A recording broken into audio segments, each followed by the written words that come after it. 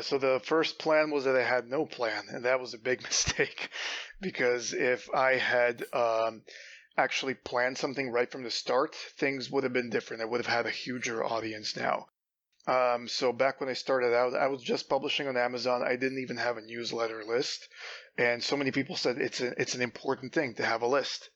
And then I did make a newsletter list, but it was a mess because I was using certain providers that just bundled everything together, and I just didn't see any traction from it. But now that I'm looking at it from a business perspective, that's what there's a certain mind shift that needs to happen, mindset shift needs to happen that you're not just an author when you're self-published. You're basically a business owner, and you need to act like a business owner. And I see so many people getting emotional about their books, like certain reviews, Amazon taking their books down, and then they decide they're not going to publish with Amazon anymore. You can't do that because it's a business and you can't take it personally. So I started looking at it from, a customer relations sort of a perspective.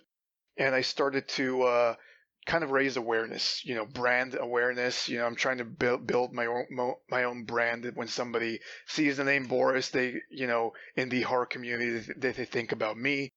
Um, it's like very interesting because what happens is, like, on TikTok, for example, I went viral with certain videos and I got like 20 something thousand followers. But on Instagram, I have maybe 600. But those 600 followers are way more engaging than the 20 something thousand I have on TikTok. So that kind of goes to show it doesn't really matter how many you have. It's going to build up over time as long as you just follow the brand awareness and the consistency for your product. You just need to show to the people who you are. That's one thing. And you need to be genuine because people, especially readers, are so good at determining if somebody is a fake. And once they determine that, they're not going to stick for long. I have no idea where they get that superpower, but it's there. I've noticed that, and even with my books, they can notice if I've written something because I liked writing it, or if I wrote something because I thought it would be popular. There is a huge difference, and they can notice it from the get-go.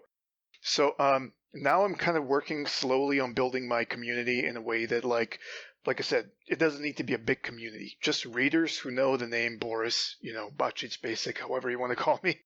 I stick with Bacic because it's just more basic to know.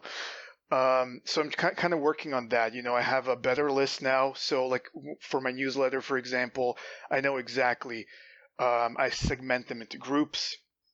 People who came from TikTok, people who came from Instagram, people who came here because they like my stuff, people who clicked this 10 times, 20 times, whatever, what time they clicked it, how many times they clicked. So I have everything, like, very formulated so they can know and learn from those experiences and just get to know what can I do to provide better quality for my readers.